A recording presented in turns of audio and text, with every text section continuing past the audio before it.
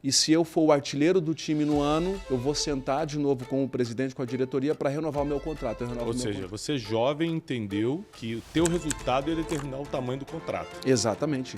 Porque eu digo isso porque tem gente, Ricardo, que acha o seguinte: pô, o cara não me aumenta, ninguém me dá chance. Isso não existe. Negócio Não de dar existe, chance. não existe. É você que cria. Você dá resultado, quem vai fechar a porta para quem está dando resultado? Thiago, ninguém questiona quem tem resultado. Então eu entendi que mais do que chutar bola e ser uma estrela do futebol mundial, eu tinha uma responsabilidade de pavimentar caminhos para os mais jovens, de mostrar um outro caminho. O maior desperdício de vida humana é você ter passado por duas coisas: dor e vitória, e não usar isso para ensinar os outros. Isso é um desperdício. Você é muito bom numa coisa, foque nisso, que é isso que vai te trazer resultado. Porém, aprenda, busque sabedoria divina, para que através da sabedoria você saiba escolher quem vai tocar coisas que você não tem capacidade para fazer.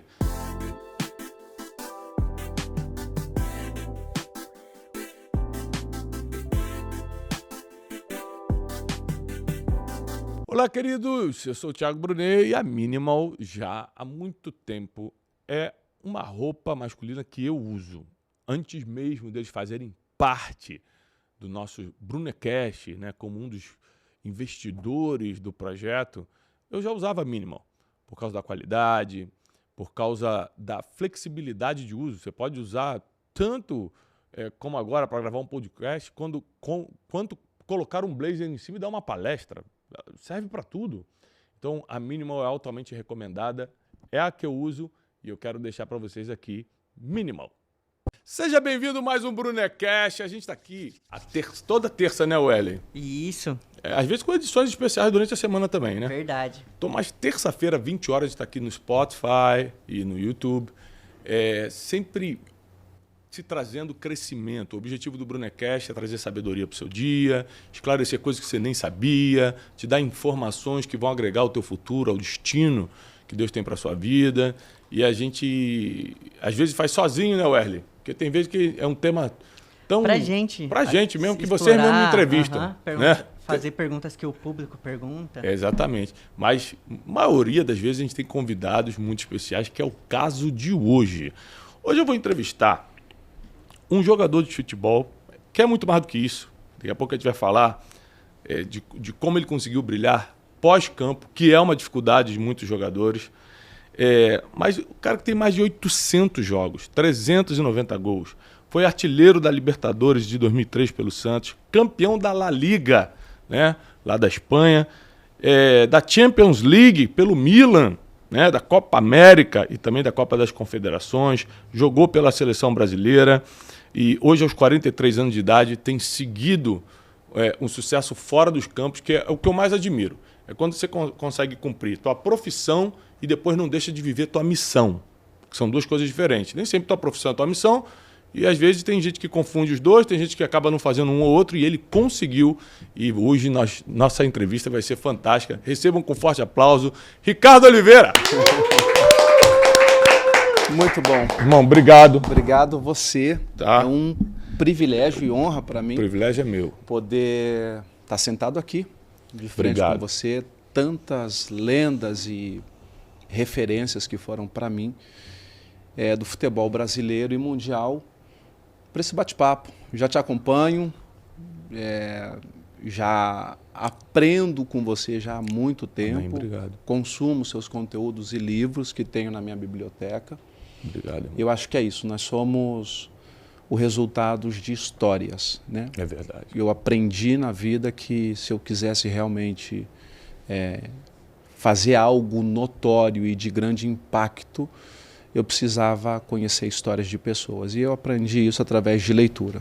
Quando eu passei a ter contato com o livro, eu me engrandeci como ser humano, entendi que eu estava numa fase da vida maravilhosa e especial, um sonho tão distante que o menino realizou, mas que tinha uma duração e que quando isso acabasse eu precisava ser autoridade numa outra área. E isso é o que me motivou e fez eu trilhar esse caminho legal, que a minha profissão me proporcionou tudo isso daí, eu vou contar um pouquinho. Mas obrigado, é um prazer estar aqui e eu tenho certeza que vai ser um papo muito, muito especial. E em cima disso você falou, né? Ler livros é viver várias vidas, né? Você entender outras coisas, é você aprender com o erro dos outros para não errar. né? Daqui a pouco a gente vai falar do jogo da vida. E para você que é jovem, adolescente, você que é pai de adolescente, precisa presenteá-lo com esse livro. Jovem, adolescente, pessoas que já são adultas, mas ainda estão perdidas na vida, ou quem está começando o primeiro negócio, quer aprender a se posicionar, Jogo da Vida é um livro para você, daqui a pouco eu anuncio.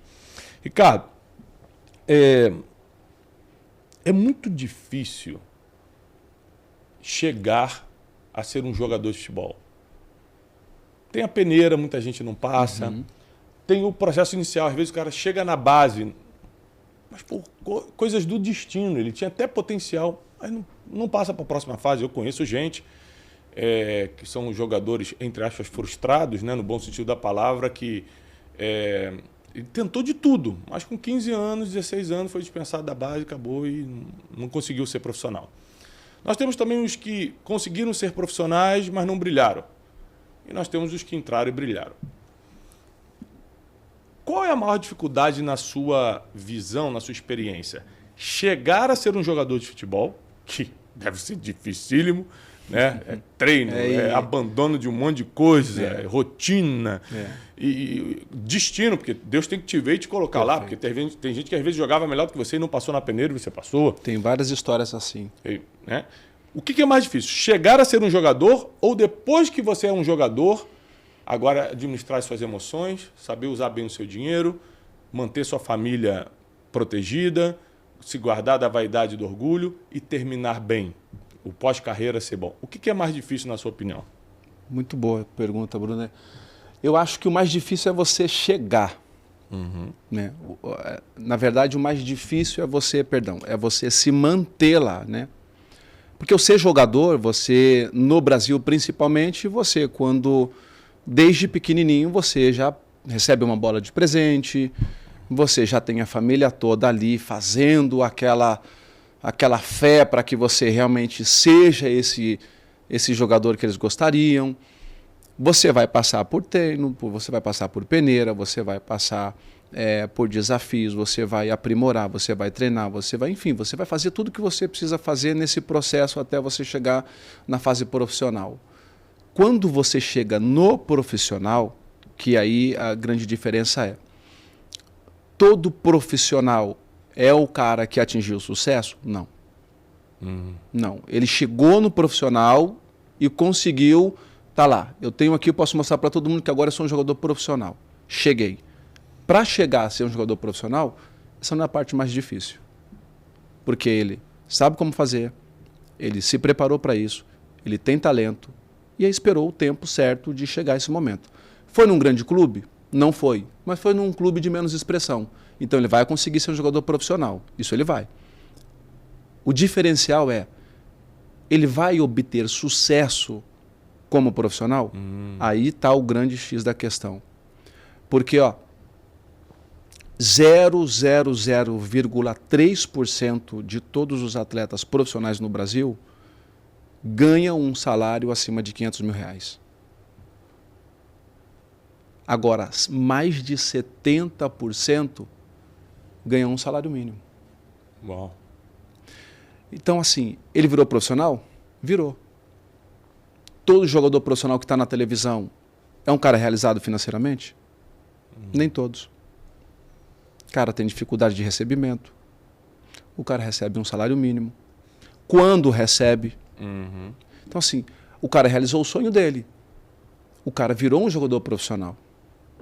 Só que ele chegou agora numa fase que ele vai agora buscar o sucesso, talvez o topo da realização na profissão, que é realmente ganhar dinheiro com isso e aí, a partir disso, mudar a sua vida, mudar a vida dos seus familiares, que tem um peso muito grande nisso, né? Então, acho que o maior desafio nosso, e o meu também foi esse, ok, eu vim da peneira, passei no meio de 300 garotos, eu tinha 17 anos, e eu comecei muito tarde. Eu já estava em desvantagem de todo mundo. 17 anos. Eu comecei com 17. O primeiro clube que eu procuro, eu tinha 17 anos. Então, eu entendi que eu estava em desvantagem com todos. E que só o talento não ia ser suficiente. Eu precisava de algo mais, eu precisava de coração. Então, eu tinha talento e tinha coração. E aí o coração que eu uso é realmente a vontade de realmente fazer acontecer. Não posso fazer o que o pessoal está fazendo aqui, não posso entregar a mesma coisa que eles estão entregando. O que eu posso entregar? É um plus a mais. Consegui passar. 3 anos depois, como amador, eu faço o meu primeiro contrato profissional, com 20. Porque a minha geração era assim, eles esperavam você bater os 20 anos, que era o junior, seu último ano de júnior, tem potencial para a gente promover o profissional. O talento que tem é o mesmo que a gente tem aqui. Pode liberar. Então, com 20 anos, você era dispensado de um clube. Eu fui dispensado com 19. Aí eu falei, acabou, agora não quero mais. Fui jogar Copa Kaiser, Várzea. Jogando Copa Kaiser, já pensando em procurar um emprego para ajudar minha mãe. O cara me viu jogando e falou assim, cara, que desperdício você aqui. Vou arrumar um teste para você fazer na Portuguesa. Arruma lá. Arrumou para mim. Eu fui lá, fiz o teste, o treinador me viu e falou assim, vem para cá, quero você. E aí fiquei. 6 meses depois, eu fiz o meu primeiro contrato profissional. R$ 1.200. Com R$ 1.200, eu aposentei a minha mãe. Em 2000.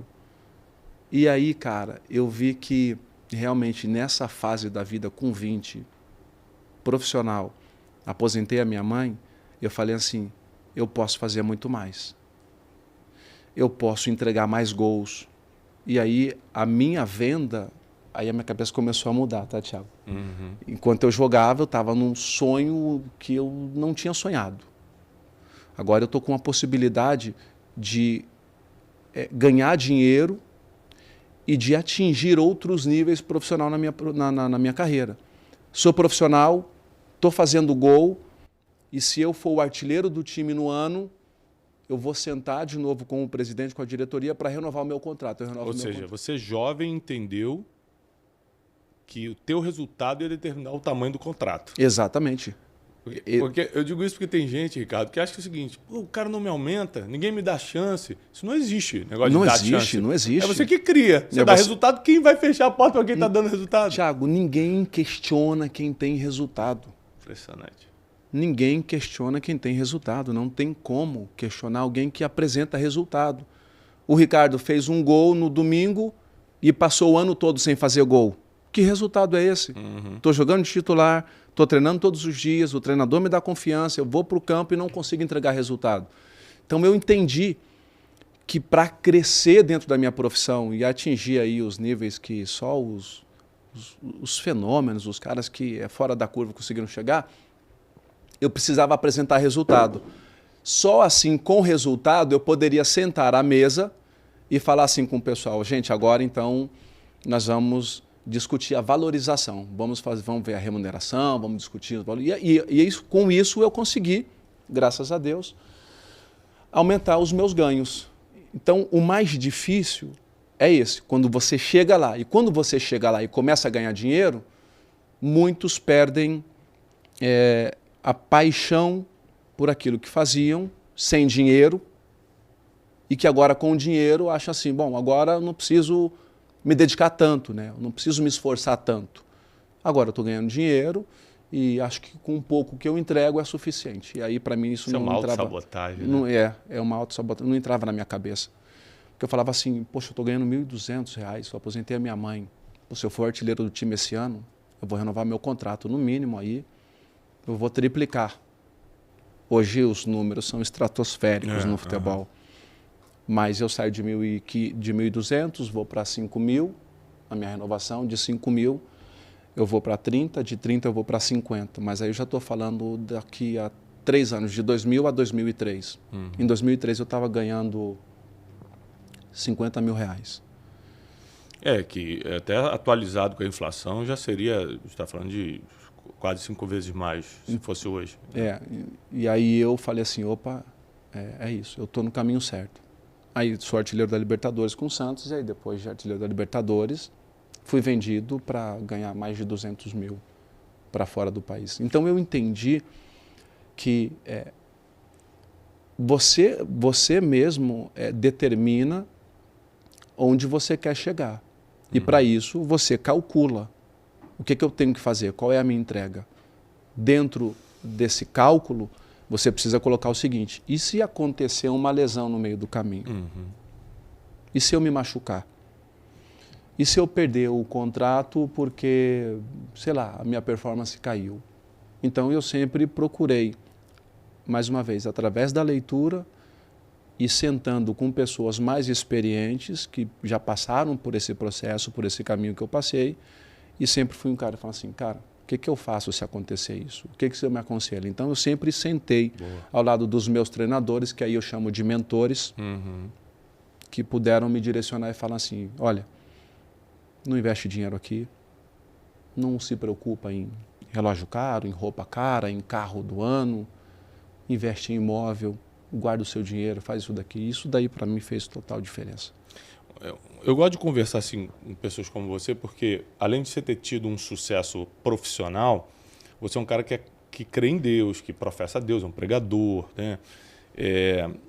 E por que eu gosto? Porque você fala coisas do tipo: você decide onde quer chegar, que muitos teólogos podem querer contestar. Não, como assim? É Deus quem decide e não sei o que e tal. Mas a verdade é que Deus nos deu a opção, tá, para qualquer ser humano, tá? O crente ou não crente, de os resultados determinarem as portas que serão abertas. Você vê, da onde veio o mau contrato dele quando ele ganhou a Libertadores. Libertadores. Ou seja, não é só porque ele fez gol. Eu fui artilheiro. Ele foi o artilheiro de um campeonato. Pronto. Aí agora a grande porta abre. Ou seja, quem fica implorando muita oportunidade é porque não está entregando o resultado esperado. Porque senão, quem tem a oportunidade vai vir oferecê-la a você. Então, não confunda acreditar em Deus com fazer a sua parte. Porque a fé sem obras é morta. Você pode acreditar muito em Deus, mas se não fizer a melhor obra possível... aliás, independentemente da obra que você fizer, você vai ser remunerado pelo nível da obra que fez, né? Então, preste muita atenção nisso, principalmente você que tem filho adolescente, jovem. Manda agora esse link desse podcast, porque nós vamos conduzir esse podcast de uma forma que vai ajudar muito teus filhos, quem está meio perdido na vida ainda, quem está abrindo o primeiro negócio, porque o futebol ensina muito sobre negócio, né? Olha o que ele falou. Ele, como jogador, ele fez uma coisa que os jogadores não costumam fazer, você sabe disso. Eu entrevistei vários, né, sou amigo de alguns, que tu tá ganhando dinheiro, você tá no auge, e fala assim: deixa eu conversar com quem pode me orientar. Geralmente a pessoa sai fazendo o que dá na telha. Eu vou comprar barco, eu vou viajar para o mundo inteiro, eu vou pegar todos os meus amigos e vou sustentar aqui para... Porque você está querendo já mendigar companhia. Porque você começa a ficar rico, as pessoas começam a se distanciar de você por causa da classe social, aí você começa a comprar companhia e isso é terrível. Verdade. Né? É verdade. Agora, como é que você lidou, por exemplo, mentalmente, psicologicamente, com o fato de começar a ganhar dinheiro? Não foi rápido, mas em relação ao que o brasileiro ganha, foi muito em pouco tempo. Como é que você lidou psicologicamente com isso? Isso para mim também foi um grande desafio, porque como eu venho de uma estrutura familiar simples e muito humilde, para falar assim, pobre, muito pobre, de escassez total, de não ter comida, de não ter saneamento básico, de não ter uma estrutura legal de casa. Vulnerável mesmo, então. Total. E aí, o único contato com o dinheiro de verdade assim, que eu tive foi com os trabalhos que fiz, como lavador de carro, como pintor, como eletricista, como trabalhava em transportadora, trabalhei como faxineiro. Agora, o futebol, ele realmente me fez ter contato com dinheiro e com números assim que eu jamais tinha acessado. E quando eu comecei a ganhar dinheiro, mais uma vez, foi muito importante para mim esses mentores, porque sempre vai ter o treinador que vai falar assim: garoto, olha, não vai por aqui. Boa. Cuidado, porque esse meio aqui é muito perigoso. Eu já instruí, eu já orientei bastante deles e eu vi muitos se perdendo. Então, quando um jovem sobe para o profissional, e eu lá tinha meus 20 anos, 19 para 20, não tinha 20 ainda quando eu subi, eu encostei no treinador e, cara, fui ouvir ele. E ele falou para mim assim: fez contrato novo, né? Falei: fiz. Ele falou: quanto você está ganhando? Falei: 1.200. Sua mãe já tem casa? Falei, não tem. Você mora de aluguel? Moro. Você tem carro? Falei, não. Ele falou assim, então você só vai pensar em comprar um carro depois que você der uma casa para sua mãe. Com 1.200 você consegue dar uma casa para sua mãe? Eu falei, não. Ele falou assim, então você vai ter que fazer muito gol, ser o artilheiro do time, para você renovar o contrato e aí você, quando você estiver ganhando dinheiro, dá uma casa para sua mãe. Então, para mim, foi muito claro. O dinheiro que eu tenho hoje não é suficiente para eu ter uma vida de comprar um carro novo, me permitir comprar um carro novo. Vou comprar a casa da minha mãe. Para eu comprar a casa da minha mãe, quantos anos vai demorar? E aí eu determinei na minha cabeça. Falei, bom, se eu ficar aqui 2 anos e for o artilheiro do time, todo ano, se eu fizer 20 gols, eu vou renovar meu contrato. Se eu for renovar meu contrato, eu posso melhorar os meus rendimentos. Agora, se eu for 3 anos artilheiro do time, aí eu já chego num nível de Europa. A Europa vai vir me buscar. E aí, você conseguia ter esse planejamento mental? Eu consegui por causa dos meus mentores, cara. Eu tive a felicidade imensa de trabalhar com treinadores que não eram só treinadores. E aí depois, anos depois, muitos anos depois, eu fui entender um pouquinho o que é a filosofia também do Barcelona, mais que um clube. Que o Cruyff implementou essa cultura dele, de entender o que é o futebol. O futebol é muito mais do que você ganhar títulos e troféus ou formar jogadores. O futebol é uma via para você formar homens, mais do que atletas. Aliás, mais do que jogadores de futebol, homens, pessoas que irão causar um impacto na sociedade, porque a responsabilidade também é nossa. Rapaz, a influência de jogadores de futebol, você imagina,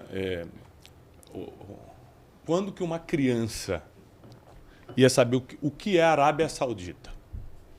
Aí, um ano e pouco atrás, meu filhinho, sei lá, de 6 anos na época, hoje vai fazer 8, chegou para mim, papai, eu quero uma camisa da Arábia Saudita.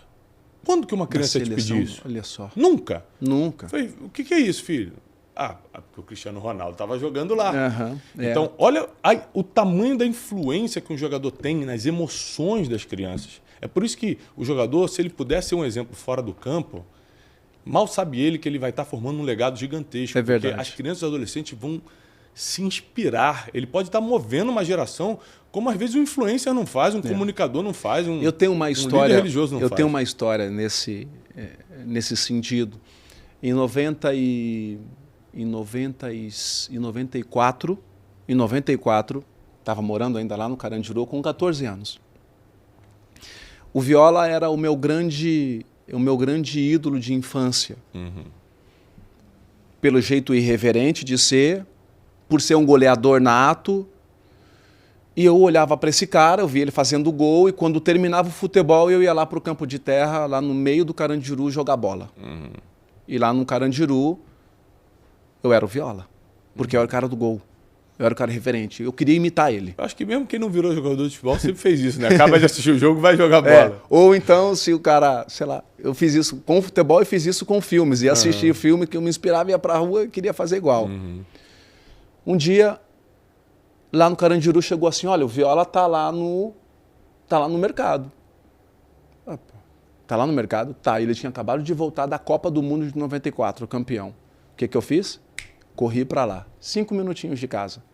Cheguei lá, falei assim, agora como é que eu encontro esse cara? Comecei a procurar, não achei. Fui para os caixas, olhei no caixa, quando eu cheguei, bati o olho, eu vi um cara, bonezinho no rosto, moletom cinza, tal, com as mãos no bolso. Eu cheguei lá, falei assim, agora, o que eu faço? Toco no cara, falo com ele, é real, não é?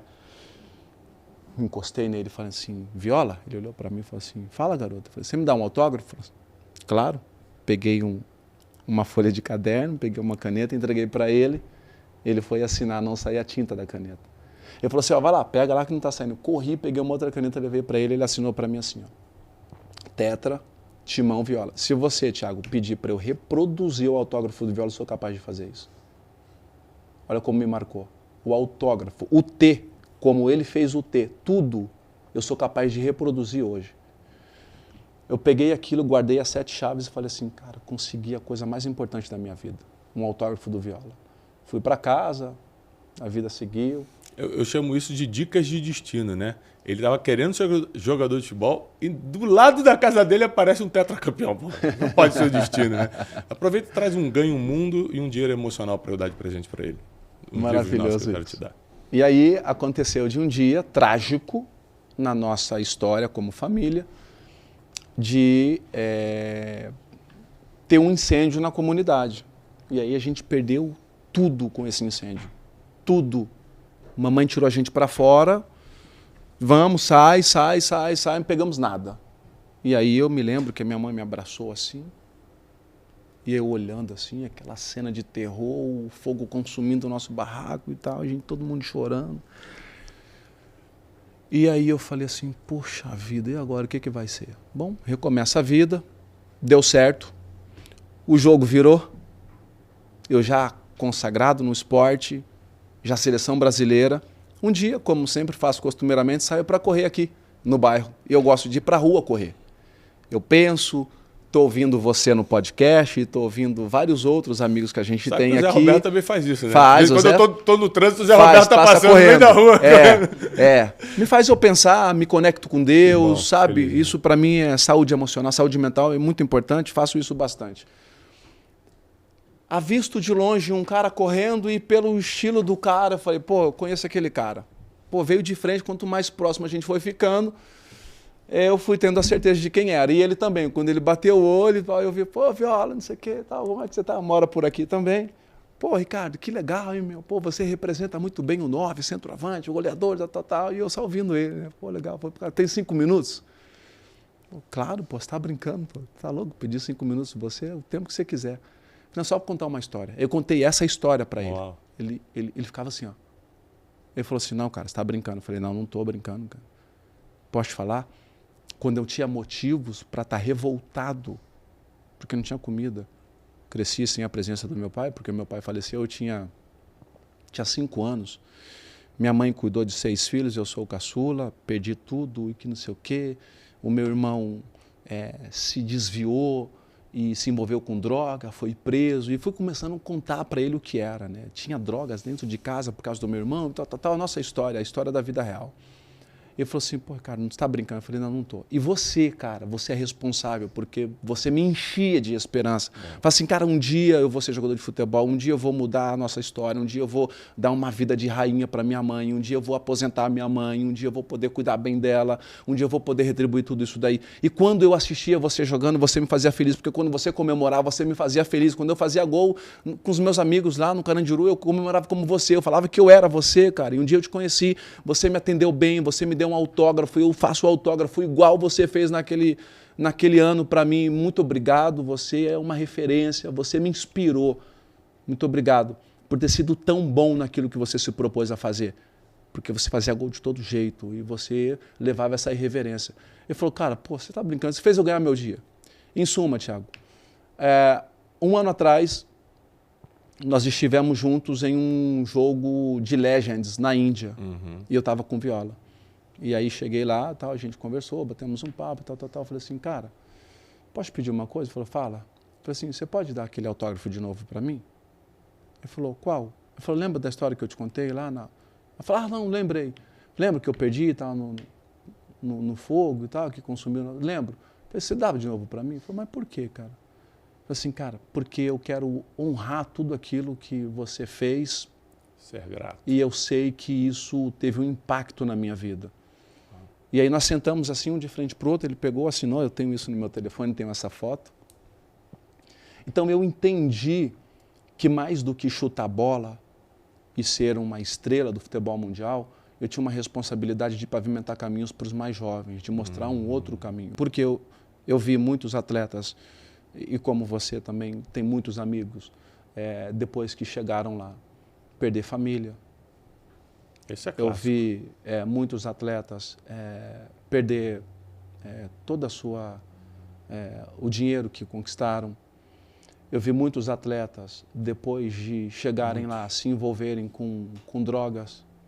Enfim, então eu entendia que não era esse o caminho que eu queria para mim. Então comecei realmente a investir no meu desenvolvimento pessoal e espiritual. E a primeira coisa que eu fiz, Thiago, primeira coisa, quando eu me tornei um atleta profissional com 20 anos de idade, foi realmente encontrar a mulher que eu escolhi para a minha vida e que eu orei por ela durante anos e me casar. Me casei com 23 anos com a Débora, que é a minha esposa. Estamos juntos há 26. Esse ano a gente faz 23 de casado, constituímos uma família linda. E eu sou o que sou, porque Débora esteve comigo ali, sempre me ajudando, sempre me auxiliando, sempre me orientando, sempre cuidando de mim e mostrando exatamente o porquê que eu tinha atingido tudo aquilo que eu atingi na minha carreira. E isso é a minha experiência pessoal. Não. Deus me disfarçou como um atleta profissional para que eu pudesse realmente também levar aquilo que Deus me entregou, que é a sua palavra, e compartilhar com milhares e milhões de pessoas que eu tive oportunidade pessoalmente e através, obviamente, das redes sociais. Mas sobre isso que você está falando, eu estou cheio de perguntas aqui, porque muita coisa que você está falando está no livro, né? Assim, que a história dos jogadores de futebol se repetem muito, né? Por exemplo, eu explico por que uma pessoa de classe social vulnerável, pobre, tem muito mais chance de se tornar jogador. Numericamente, pela estatística, né? O que eu acho, não. Pela estatística, é 97%. 3% vem de uma classe média e tal. Perfeito. 97% é de situação pobre ou vulnerável. Por quê? Porque, geralmente, na hora do vamos ver, que é com 12 anos você ter que não ir no passeio da escola, não tomar o sorvete no final de semana, Perfeito. não brincar, você está treinando. Exato. E, geralmente, a pessoa de uma classe social um pouquinho mais elevada, ela fala assim, papai resolve isso aqui, mamãe paga para mim. E quem vem de uma classe social mais sofrida fala, minha mãe precisa que eu dê certo na vida. Exato. Você usou essa expressão várias vezes. Vou tirar minha mãe disso. Muitos jogadores me falaram essa palavra Disso que você usou. dependia. Minha mãe não vai sofrer o que está sofrendo. Né? Então, é impressionante como a história é muito parecida. Aí, quando você chegou na história da esposa, me lembrou o seguinte, uma coisa que eu costumo falar, que depois de aceitar Jesus no coração, a decisão mais importante da vida de uma pessoa é com quem ela vai casar. Tua derrota e tua vitória está nisso. Irmão. É verdade. Você falou assim, o que eu sou hoje é por causa da Débora. Eu falo a mesma coisa da Janine. É verdade. A gente passou por muitos problemas, como qualquer casal. A gente quase perdemos nossa família. Deus foi misericordioso. Mas, quando eu paro para pensar, por que no final das contas eu fiquei de pé? Tirando a misericórdia de Deus, que é o principal. Perfeito. Janine. É isso. As palavras que ela me deu nos piores dias da minha vida, o apoio, vamos junto, vamos junto até a eternidade. Isso aí... Vamos nos perdoar uns aos outros, vamos deixar para lá, vamos construir. Então, cuidado com quem você escolhe para compartilhar a vida, porque ela pode decidir o teu sucesso ou o teu fracasso, tá bom? Agora, uma pergunta que eu quero te fazer. Seu pai morreu quando você ainda era criança. Quem foi seu maior incentivador no campo? Porque o que eu percebo entrevistando jogadores de futebol é que eles sempre tiveram um incentivador. O pai, o tio, o avô, a mãe. Alguém que falou, vai lá, quando é pequenininho, te manda para o campo. O irmão mais velho. No teu caso, foi quem? Tá. O meu irmão era o grande nome assim lá do Carandiru, que todo mundo olhava e falava assim, pô, esse cara vai ser um jogador profissional. Isso aí é muito parecido com as outras histórias, né? Esse cara vai ser um jogador profissional. Sempre tem uma referência de futebol na família, mesmo que não seja profissional. Exatamente. E eu era quem levava a chuteira do meu irmão para ele jogar.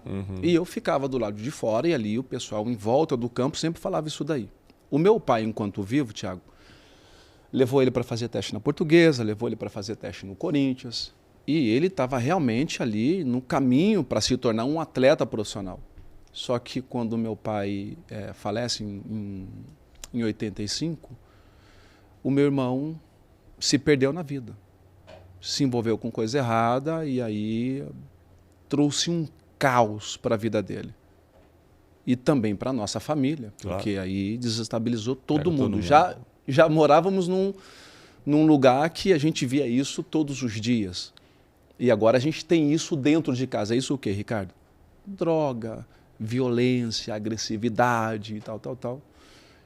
E aí eu comecei a jogar bola e a minha mãe sempre falou assim, olha, você vai dar certo na vida. Eu não sei se vai ser com o futebol, mas você vai ser um homem de bem. Guarda isso que a mãe vai falar para você. Se um dia as coisas não saírem do jeito que você quer, seja um trabalhador, E tudo aquilo que você conquistar, que seja com o suor do seu rosto. Eu peguei isso, guardei como uma lei e falei assim, mãe, a senhora tem a minha palavra. Nunca a senhora vai me visitar em um presídio, nunca a senhora vai ter que receber uma notícia de que eu me envolvi com coisa errada, nunca a senhora vai ver eu chegando em casa de uma forma alterada porque fiz uso de alguma coisa ilícita. Prometo para a senhora, mãe, que eu vou ser um homem de bem, vou dar muito orgulho para a senhora e eu vou mudar a história da nossa família. Então, a minha mãe foi a minha grande referência, Thiago. Uau. A minha mãe foi a pessoa que realmente demonstrou para mim que a torcida mais poderosa do mundo estava do meu lado, que era ela me apoiando. Porque no dia mais difícil da vida, quando eu, com 19 anos, fui dispensado do Corinthians, eu voltei para casa, demorei umas 2 horas para chegar. Me lembro como se fosse hoje. Eu saí do Parque São Jorge, subi aquela rua retona que tem do portão principal do Corinthians, fui até a Celso Garcia lá em cima, esperei o ônibus, entrei pela porta da frente, falei com o motorista, posso descer pela frente? Ele falou assim, não, você tem que passar por debaixo da catraca se você não quiser pagar. Passei por debaixo da catraca do ônibus cheio, fiquei em pé e fiquei pensando, como é que eu vou dar notícia para minha mãe que aquele contrato que nós tínhamos assinado para eu ganhar R$700 foi uma mentira. E agora eu estou sem emprego, estou desempregado, não tenho dinheiro, vou voltar para casa, que eu falo para ela. Então, 2 horas pensando nisso. Quando eu chego diante da minha mãe, eu falo assim, mãe, preciso falar com a senhora. Ela falou assim, vamos sentar? Sentamos, ela preparou um café, fez um bolinho de chuva e me serviu. E ela falou, pode falar. Eu falei assim, mãe, lembra aquela história do mês passado de que eu ia fazer um contrato profissional e tudo? Lembro? Mentira. Fui mandado embora e agora eu não quero mais jogar bola. Ela falou assim, mas por quê? Eu falei assim, não quero, muito difícil, as pessoas são desonestas, as pessoas acabam deixando a gente de lado e tal. Ela falou assim, entendi. Ela falou assim, você parou a sua vida para dedicar ao seu sonho. E eu sei que a sua preocupação é me aposentar, porque você está vendo eu cuidando da casa durante todos esses anos, logo desde quando seu pai faleceu. Mas eu vejo em você potencial. Eu acredito em você. E eu não quero que você abandone os teus sonhos. A mãe ainda tem saúde para continuar mantendo a casa. Tiago, quando minha mãe falou isso para mim, eu era só um barril de pólvora que precisava de um incentivo. E essa palavra da minha mãe foi uma faísca. Quando entra no meu ouvido e vem para o meu coração, isso explodiu dentro de mim. Eu falei assim, uau, eu entendi. A minha mãe é a torcida mais poderosa que eu tenho do meu lado. Ela acredita em mim. Quando isso aconteceu, cara, aí foi questão de meses. Como eu falei, foi em meados de 99, do meio do ano para o final. 6 meses depois eu estava assinando um contrato profissional de 1.200, foi quando eu aposentei ela. Então a minha mãe foi a minha grande incentivadora e motivadora. Ela que não deixou eu parar. Porque se ela falasse para mim assim, tá bom, filho, vem cá, a mãe vai continuar, eu tinha parado. Eu vou mais longe. Eu acredito, você que está em casa assistindo a gente, e é pai e mãe, que suas palavras são decretos proféticos sobre a vida dos seus filhos. O que eu estou te falando não é o que eu acho, não. Está na Bíblia. Jacó, antes de morrer, reuniu os 12 filhos, botou a mão na cabeça de cada um e profetizou o futuro de cada um. Aqui a gente tem um instituto de educação continuada, multifocal, um faturamento que poucas empresas podem ter. A gente tem a nossa relevância como escritor e tudo. Mas o que eu sou mesmo é um pregador. E o faço de forma voluntária, sem dar custo a ninguém. Sim. Por quê? Porque quando eu era pequeno, meu pai olhava para mim, Ricardo, e falou assim, faça o que quiser da sua vida, só nunca saia do altar. Uau.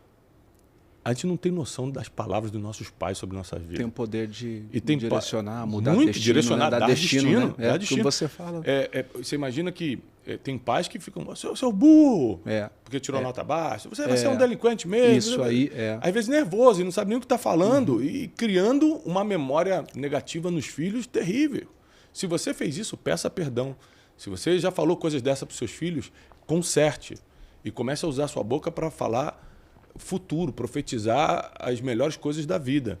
Então, se hoje eu estou pregando, todo domingo tem o programa Boas Notícias, às 8 horas da manhã no nosso canal, é porque meu pai falou isso na minha vida, entrou e me tornei mesmo.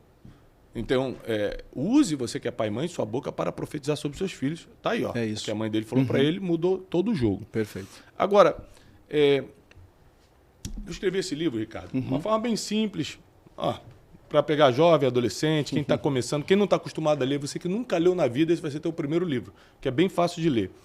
E eu falo uma coisa aqui que você falou muito, que eu explico o seguinte: o jogo não é só a bola. Quando eu converso com um jogador de futebol, às vezes da seleção, cara, que está perdendo tudo, está na 10ª pensão alimentícia, está com problema tributário que está tomando o dinheiro dele todo, e esses problemas que você conhece, qual o problema? Ele focou só na bola e deixou o resto. Não sabe o que é contabilidade, não sabe a importância emocional e espiritual da família, não sabe, não sei o que, ele vai vivendo pelos instintos e focando na bola, instinto e focando na bola, tudo desanda. Aí geralmente ele termina mal, se não tem uma intervenção divina ali. É verdade, não tem, é verdade. Né? Então, tem um capítulo que eu falo, o jogo não é só a bola.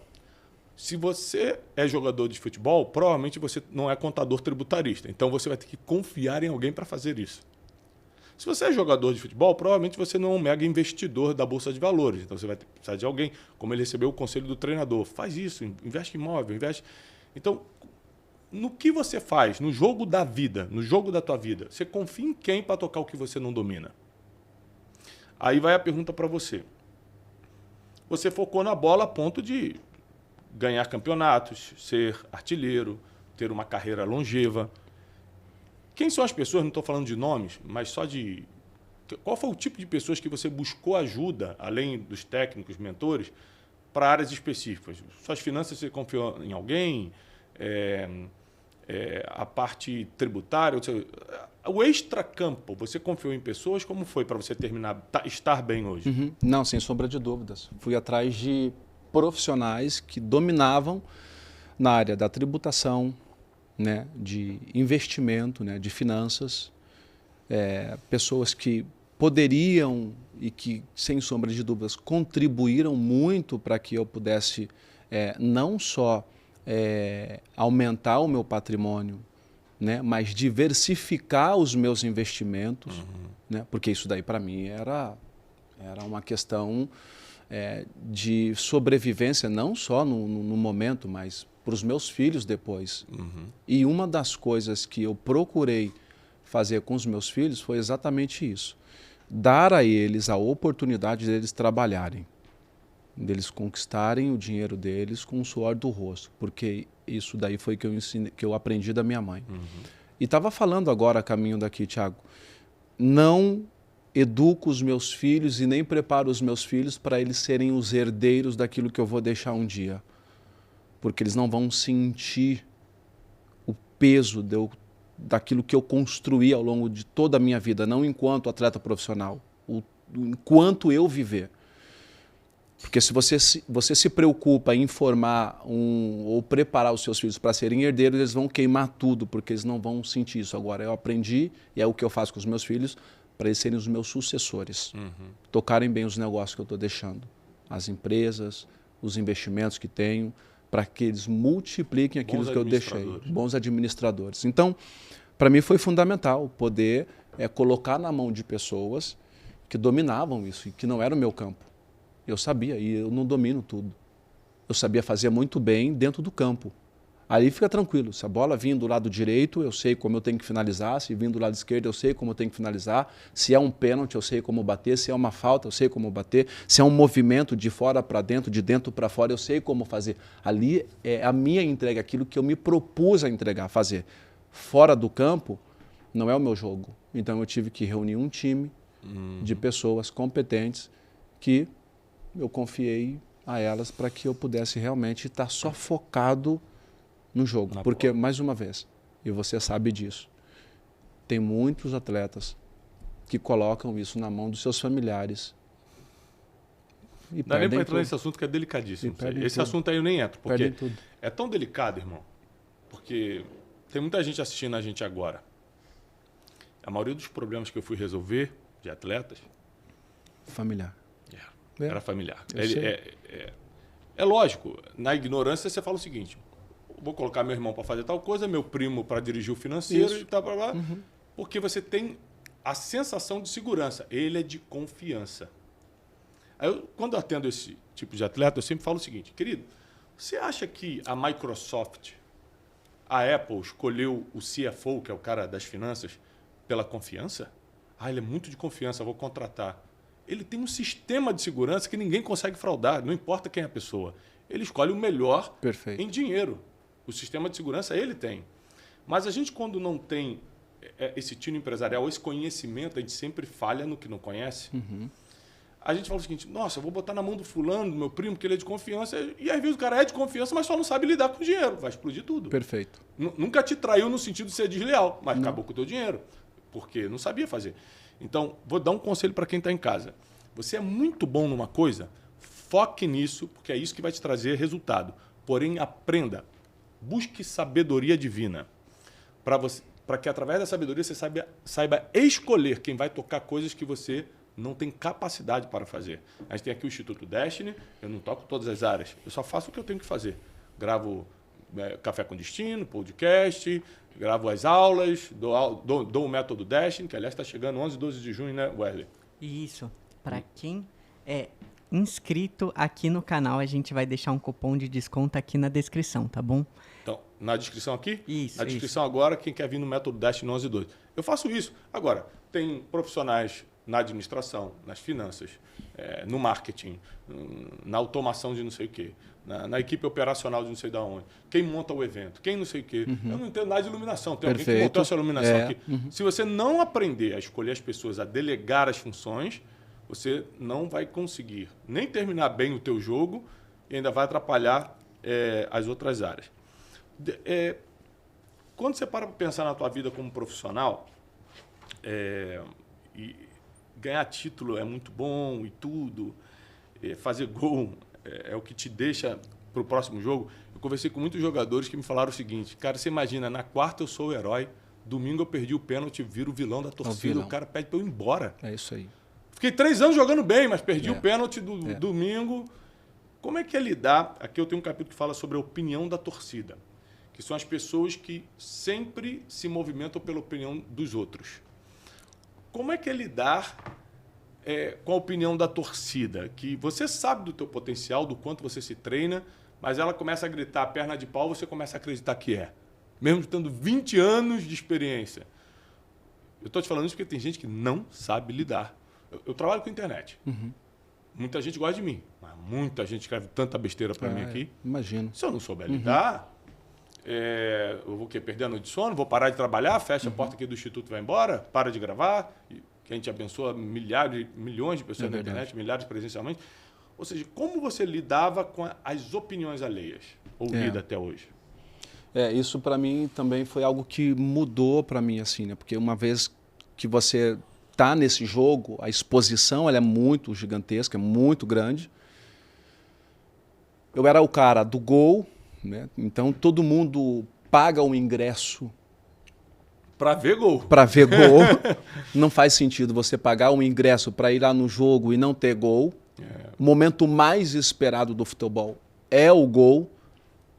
Para quem consome, para quem está no campo jogando, para quem transmite, para quem investe o seu dinheiro no futebol, que é uma indústria trilionária, é um absurdo que o futebol gera. Agora, tem as críticas. Você não conseguiu fazer o gol, você vai receber as críticas mais pesadas que você... assim, desproporcionais. Eu também acho isso. Só que, para mim, eu entendi que, cara, foi o que eu escolhi. E que eu não era aquilo que as pessoas estavam falando de mim. Mas que eu lia, que eu via. E que estava tudo bem, vou acompanhar aqui. O que estão falando? Estão falando isso, tá. Quem é você de verdade? O que você fez para gerar tanto ódio? Eu vou usar essa palavra, tá? Porque foi o que eu recebi em alguns lugares que eu passei. Tanto ódio. Porque a maioria das pessoas que estão em evidência recebem tanto ódio das pessoas. Aliás, quem são essas pessoas que estão destilando tanto ódio em relação a você? Você as conhece? Não. Elas te conhecem? Não. Você quis perder o gol? Não. Você não se preparou como deveria se preparar para isso? Não, eu fiz tudo que eu precisava fazer. E como eu lidava com isso? Simplesmente não se perdendo de mim mesmo. A fé te ajudou? A fé foi fundamental. Fundamental para que eu conseguisse realmente viver, transitar e não me perder nesse ambiente. Porque assim, eu já saí de jogo, Thiago, sendo aplaudido, sendo o herói do time, e já saí de jogo sendo o vilão. A ponto de chegar no aeroporto e não conseguir sair pelo saguão, ter que sair pela pista. Já saí pelo saguão em um corredor de torcedores enfurecidos, gritando no meu ouvido, e eu tendo que olhar para frente e falar assim, cara, você não é o que essas pessoas estão falando de você, não se perca, não dá ouvido ao que eles estão falando, continue fazendo o que você está fazendo, o jogo vai mudar, faz parte desse esporte, hoje você ganha, amanhã você perde, e é isso daí. Então, e como eu fazia? Cara, todas as concentrações, ou em casa, ou na igreja, eu estava lá. Eu estava lá. Fazia gol, estava na igreja. Uhum. Perdia gol, estava na igreja. E conto uma história que eu vivi algumas vezes no futebol. Quando eu fazia gol, transmitia para Deus a glória, tinha o meu jeito de comemorar. Uhum. Quando perdia, era assim, cadê seu Deus? Tá com igrejinha? Ah, tá vendo? Agora tá só preocupado com igrejinha agora, não tá preocupado em jogar bola. É. Aí quando fazia gol, aí acabava esse discurso. Não, é o cara, tá vendo? Que não sei o que, tal. Então eu aprendi, uma das coisas mais importantes é não me perder de mim mesmo. Eu sabia quem eu era. E que esse esporte era assim, a única garantia que eu tinha era da minha entrega, de ser 100% de me dedicar e de colocar aquilo à disposição. Eu não tinha o controle do resultado do jogo, não dependia só de mim o resultado do jogo. Mas também tinha um senso crítico. Poxa, essa bola, esse gol que eu perdi, realmente depende de mim. Saí do jogo falando assim, já dando entrevista, falando assim, eu sou o responsável. Hoje nós perdemos porque eu não fui eficiente. Eu perdi o gol. E está tudo bem, eu vou continuar fazendo, vou melhorar. Vou continuar treinando, vou melhorar e no próximo, se Deus quiser, vai dar certo. Então, para mim foi muito importante isso, não me perder nessas críticas desproporcionais. Não se entregar a isso. Não se entregar a isso, porque isso vai ter. Antes de entrar no próximo assunto que eu tenho aqui, vou tirar do livro, para escrever esse livro eu estudei um pouco sobre o porquê o futebol é o mais ovacionado do mundo, o esporte mais ovacionado do mundo. É o único esporte no mundo, você deve saber isso, que lota estádios no final de semana. Não tem nenhum outro esporte que faça isso. É o único esporte do mundo que é celebrado em qualquer país, em qualquer cultura. Perfeito. O basquete, por exemplo, é muito forte nos Estados Unidos, mas em alguns países nem se joga. O tênis é maravilhoso, mas nem todo mundo pode jogar. Ele exige um tipo de habilidade. Você falou isso logo no início. Aqui no Brasil e em muitos países, a criança nasceu já ganhou uma bola. Uma bola. Independentemente da classe social. É, uma bola. Né? Uma cena que me marcou muito foi numa guerra dessa que teve anos atrás, não lembro se foi no Iraque ou no Afeganistão, que o fotógrafo fez uma foto assim de tudo destruído e uma criancinha, assim, toda suja, com 2 aninhos, com uma bolinha assim no meio dos destroços, ele com a bolinha dele ali. O futebol é uma coisa impressionante. E por que as pessoas viciam mais no futebol do que em outros? Isso aqui é fruto de pesquisa para escrever esse livro. Número 1. Desde pequeno alguém te entregou a essência do futebol, que é a bola. Que é a bola. É fácil de ter. Tem muitos esportes que não é fácil de ter o material. Uma raquete de tênis, o taco de golfe. Tem muitos esportes que... Minha primeira bola foi uma bolinha de meia. É isso que eu ia falar. Se ninguém te der uma bola, você vai construir essa bola. Com meia, com papel. Você vai dar um jeito de jogar bola. É isso. Eu lembro quando a gente era pequeno, 5, 6 anos, acabava o culto, a gente ia para trás do culto onde tinha um salãozinho, fazia bolinha de papel e jogava golzinho de bolinha de papel. Então, tipo assim, bola nunca sai da sua cabeça. Verdade. Mas também, o que mais mexe com o público é a imprevisibilidade do futebol. Por exemplo, você vai ter uma partida de basquete, vai ter ponto. Vai jogar tênis, vai ter ponto. Golfe, vai ter ponto. Futebol pode não ter gol. Essa imprevisibilidade mexe muito com as emoções. Outra coisa é também a escalação. Né? Você vai para um jogo de tênis, é o João Fonseca que vai jogar e acabou. O Tiger Woods não, que vai... Não tem o substituto.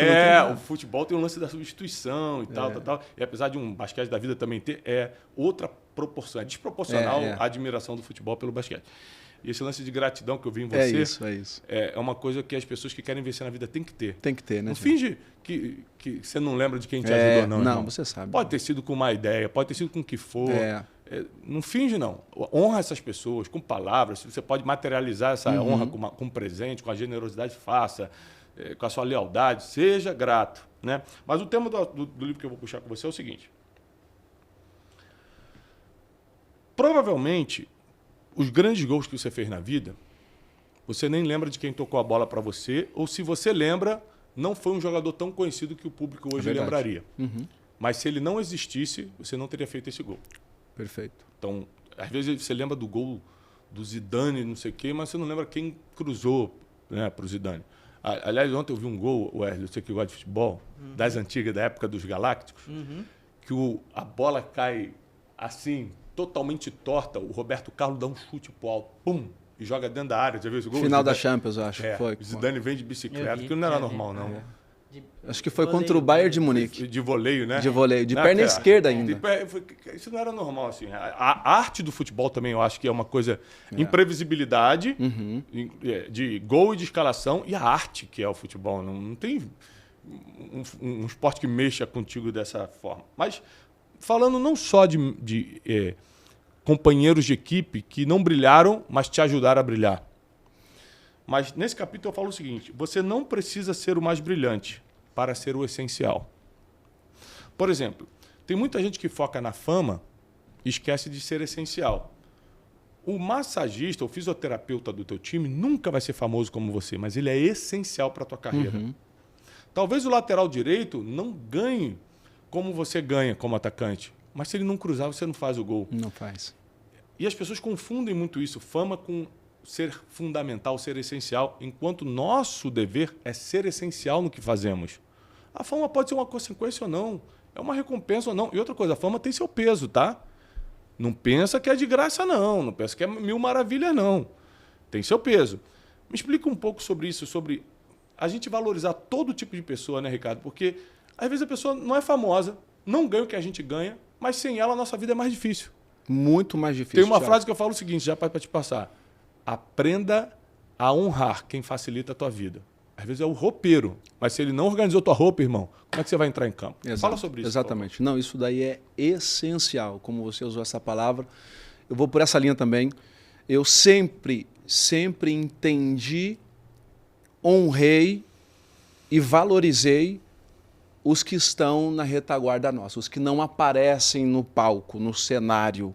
O momento de brilhar ali são os atletas que estão com seu uniforme limpo, com a sua chuteira limpa, com o meião, com a atadura colocada no tornozelo, com aquela massagem de liberação muscular para o cara entrar mais leve no jogo. É a nutricionista que pensa exatamente o que vai servir na noite anterior ao jogo, o que a gente precisa comer. É o roupeiro que sabe a numeração, que sabe a importância da chuteira limpa para a gente vestir no dia seguinte, porque a gente termina treino, ou terminava, e deixava a chuteira lá. Nem se preocupava. Você entra dentro do vestiário, tira a camiseta, joga lá no chão. E quem é que faz esse serviço? O roupeiro vai lá, limpa tudo, coloca camisa aqui, calção aqui, meião ali, pega todas as chuteiras, leva lá para dentro da rouparia, limpa, passa um jatinho de água, deixa ela limpinha, coloca lá no seu armário para você chegar lá no dia seguinte, está tudo prontinho. Você não vai nem lá pedir para ele, já está lá. Você chega lá, só vai ter que vestir. Os massagistas, para mim,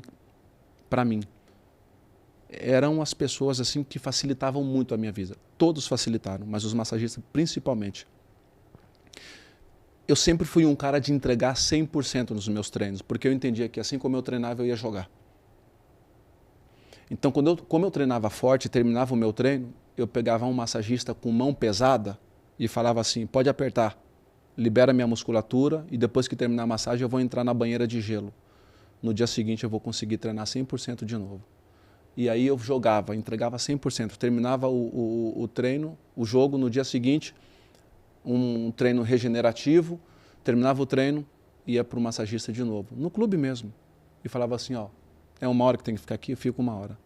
E o cara fazia a massagem, me deixava pronto para o próximo treino ou para o próximo jogo. Quando a gente chega no CT, a gente chega no horário do treino um pouquinho antes para tomar um café. Chega lá, tá tudo pronto. A gente vai lá a gente tem o hábito de chamar as tias da cozinha. São as cozinheiras que preparam o alimento. Tia, faz um ovinho mexido para mim, como é que você gosta? Você gosta com queijo? Você gosta com requeijão? Faz um pãozinho na chapa? Você gosta... Então, assim, essas pessoas são essenciais. E uma das coisas mais importantes que eu aprendi enquanto líder e capitão por onde eu passei, era o seguinte, uma vez que nós conseguimos o prêmio da vitória, e a gente vai ter uma bonificação por isso, todo mundo, todos os atletas, vai dispor de uma porcentagem para que a gente possa destinar a todos os funcionários do clube. Sendo ele o porteiro que abre a porta, sendo ele o segurança que ajuda a gente, que está nos acompanhando onde a gente vai, seja as tias da cozinha, seja o faxineiro que fica limpando, deixa o vestiário limpinho, seja os massagistas, todos, Thiago, todos. As nutricionistas, o pessoal que prepara lá o suplemento para a gente suplementar após o treino, todos fazem parte dessa conquista. Então, eles são essenciais. Sem eles, sem sombra de dúvida, seria muito difícil, porque eles facilitam. A gente não tem preocupação com nada. A preocupação é só chegar lá, se trocar, vestir e treinar. Então, eu sempre entendi que eles faziam parte das conquistas, assim como também eles faziam parte das derrotas, porque eles também sofriam com isso. Então, usava muito isso daí para sentar dentro da rouparia com eles e procurar saber como é que você está, como é que está a sua família, quais são os projetos, como é que está a sua casa, você está bem. E aí, para mim, isso daí era incrível, porque eu conseguia extrair... E esse interesse neles fazem eles se servirem com uma alegria ainda maior. Exatamente. Sabe quando é que eu percebi que o futebol não era só a bola? Porque eu era bem ignorante em relação ao futebol. Eu gostava de assistir, mas não entendia o processo. Tá. Em relação a querer jogar, ou não como carreira, mas para se divertir, nunca... Não, jogo, gosto. Por diversão também. Lógico. Inclusive dizem que eu sou goleador, o Wesley que diz, né? Não sei. Não sei se é para ele ganhar aumento. Não, ele me chama de goleador. Tudo e só deixa ele na cara, entendeu? Só para ele... Eu falo para ele. Faz o gol. O goleiro é meu colaborador. Se ele sabe se defender, ele vai ser mandado embora. Então, eu faço uns 4 gols no jogo. Muito assim. bom. Mas, brincadeira da parte, eu amo, assim, e tal. Mas nunca fui um cara de entender, que eu digo, o mundo fora da bola. E aí... Eu comecei a ir em alguns clubes, fui no Chelsea, os meninos estavam jogando lá, me chamaram, aí fui no Bayern de Munique por causa do... na época o Felipe Coutinho, um beijo, estava jogando lá, me chamou.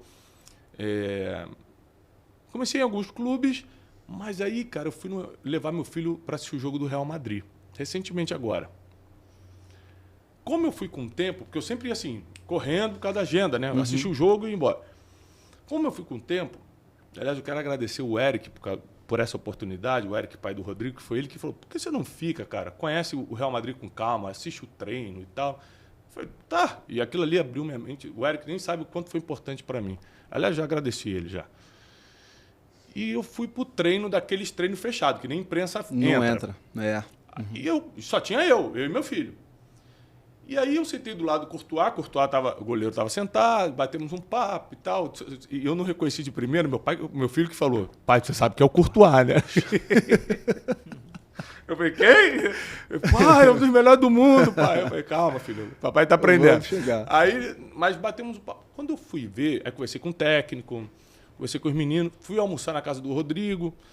Aí quando a gente foi almoçar na casa do Rodrigo, eu vi que uma moça trouxe a comida diferente dele. Tava todo mundo aqui almoçando. Aí eu perguntei, por que a sua comida é diferente? Ele falou, Thiago, porque eu sei, tem algumas coisas que eu não posso comer. E foi uma semana antes dele lesionar. Cara. Uma semana antes dele lesionar. Tem coisas que eu não posso comer e eu tenho que comer pesado. A pessoa tem que pesar o que eu vou comer. Aí eu comecei a entender o seguinte, ó. Quando a gente estava lá no treino, os caras estavam tomando o líquido que é a suplementação. Perfeito. Tem alguém que estava pegando, estava frio, aí tinha um cara que trazia o casaco, tinha não sei o quê. Eu falei, rapaz, para a bola rolar, que é o que a gente está acostumado, é um cenário todo por trás, é uma alimentação. Até a bola é importantíssimo quem cuide da calibragem da bola. Quão cheia está. Claro, ela não pode estar tão cheia, porque senão fica muito dura. Não pode estar muito murcha, porque senão... Olha só como é uma engrenagem que precisa funcionar perfeitamente, né? A gente só vê a bola rolando, mas tem que entender. Mas na sua vida também é assim.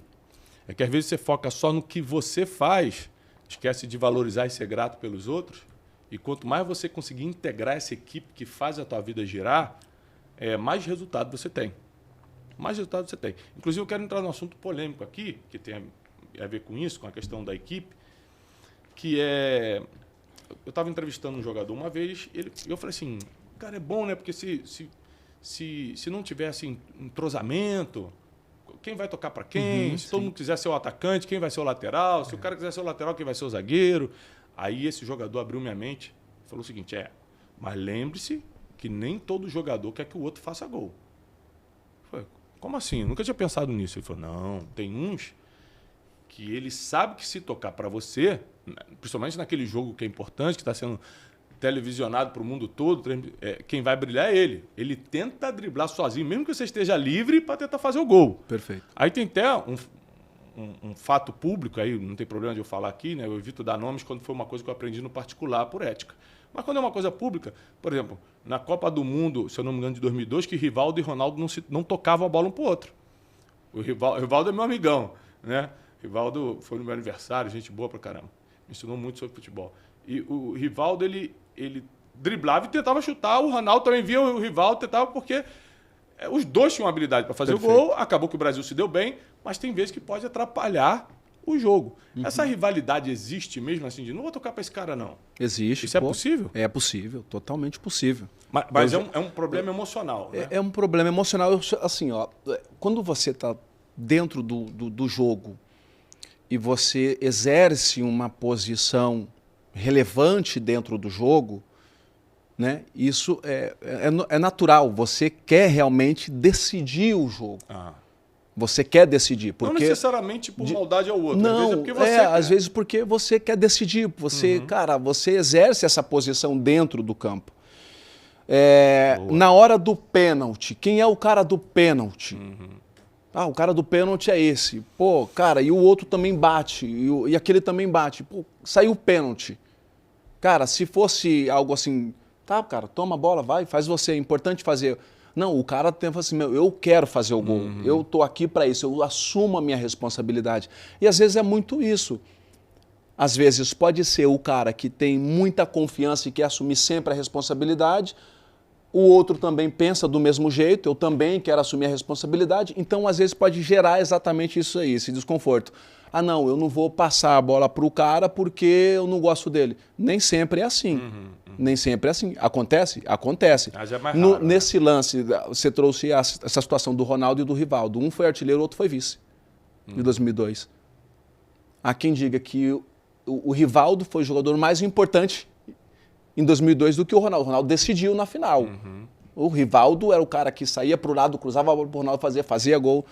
Então, assim, esses dois aí realmente tinham esse entendimento de que eles eram responsáveis, porque poderiam determinar a vitória da seleção.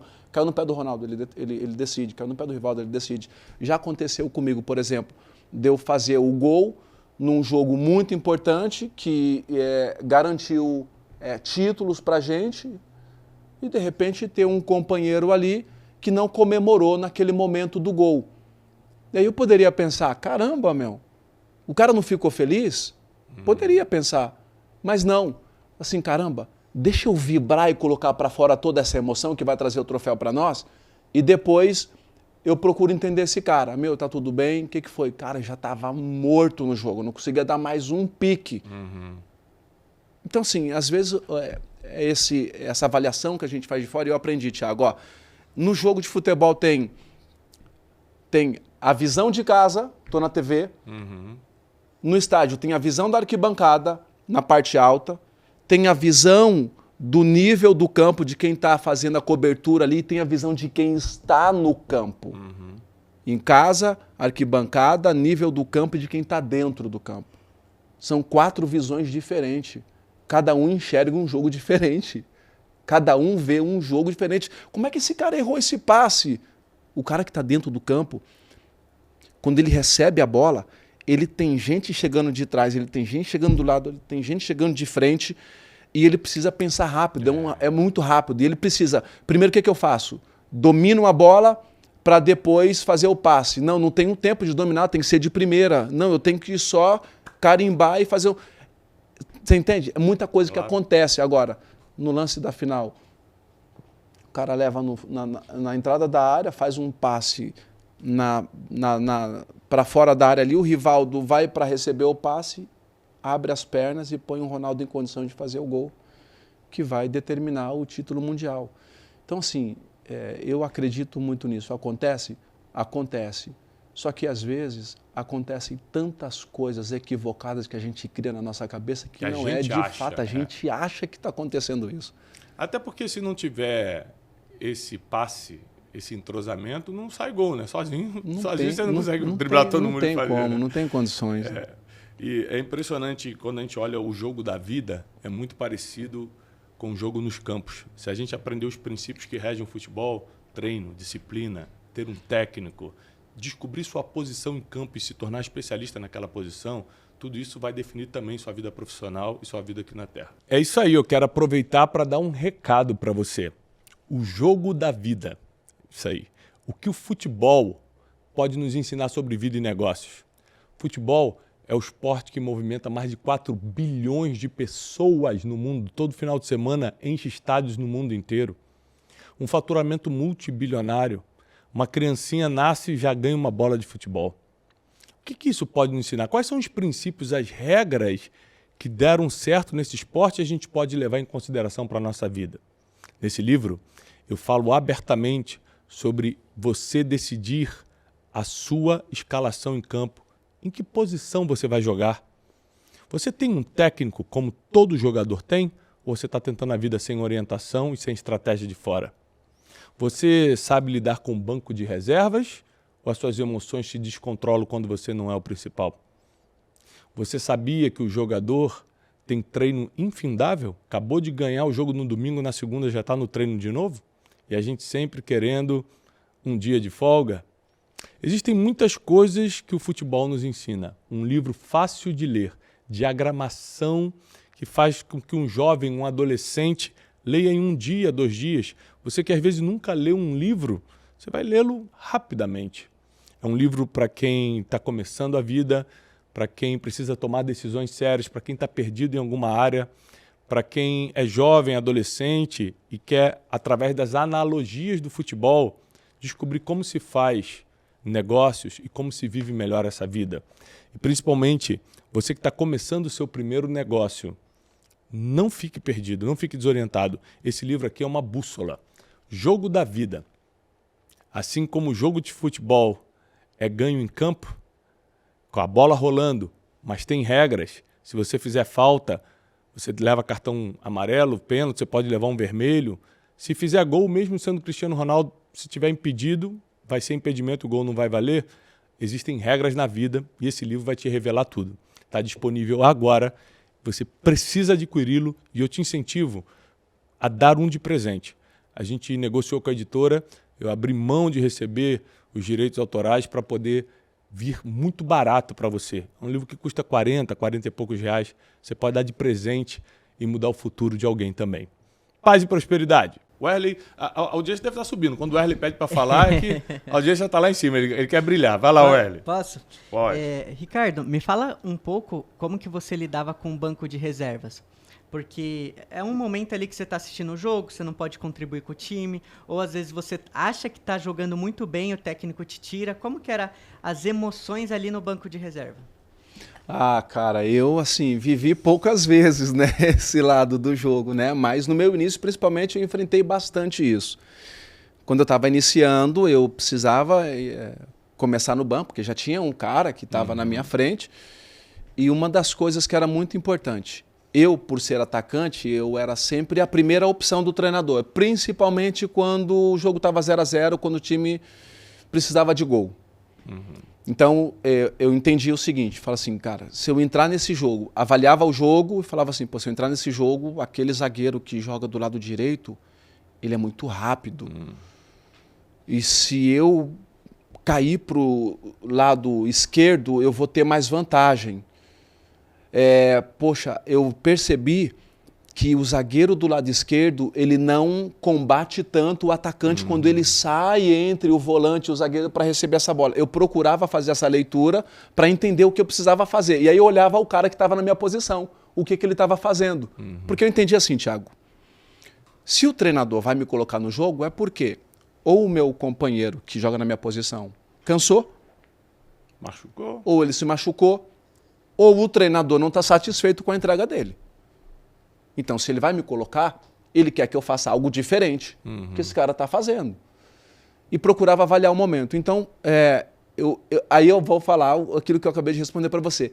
Era a visão da beirada do campo. Eu estou no banco agora, estou enxergando um jogo. E é diferente esse jogo, mas eu procurava me ver dentro daquele jogo.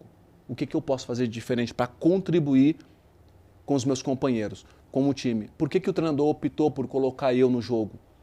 O que eu preciso entregar? Então, era sempre essa avaliação que eu fazia. Eu tenho que entrar e tenho que entregar o que o treinador precisa. Era gol? Eu tenho que fazer gol. Era movimento? Era movimento. O jogo pedia que eu viesse mais no pé buscar a bola? Pedia. O jogo pede agora, tem um outro ponto, olha que legal. Eu entrei no jogo, o jogo tá legal, estamos ganhando de 4, 3-0, já está no finalzinho do jogo. E o que o treinador quer? Ricardo, segura a bola lá na frente para a gente respirar. Sem pressa. Quando a bola chegou em você, não deixa de primeira, não perde logo a bola. Segura a bola lá na frente. Faz com que os nossos zagueiros avancem a linha e a gente tenha uma linha mais ofensiva e a gente fica mais com bola. Então tinha que fazer todo esse tipo de avaliação. Então, para mim, eu sempre aprendi muito. Eu sempre fui um cara muito dedicado a aprender. A minha entrega é essa, eu preciso fazer desse jeito. Agora, nesse momento, o jogo pede que eu seja mais agressivo, que tenha gol, eu preciso atacar mais, eu preciso... Não, esse jogo pede que eu controle mais a bola. Então, para mim, eu não tive muito isso, mas vivi em momentos da carreira, assim, alguns momentos, de ter que ficar no banco. E eu sempre que ficava no banco, eu procurava entender o jogo e de que forma eu poderia contribuir com isso. E cada jogo é uma estratégia diferente. É uma estratégia diferente. Agora, uma coisa, você vê que a gente não conversou nos bastidores, né? Essa pergunta veio do R do Banco de Reservas.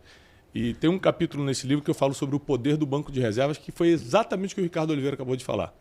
No banco de reservas da vida, a gente fica revoltado. A gente quer matar o cara que botou a gente no banco de reserva. A gente, às vezes, está invejando ou cobiçando quem está no campo como titular. Mas deixa eu te ensinar uma coisa.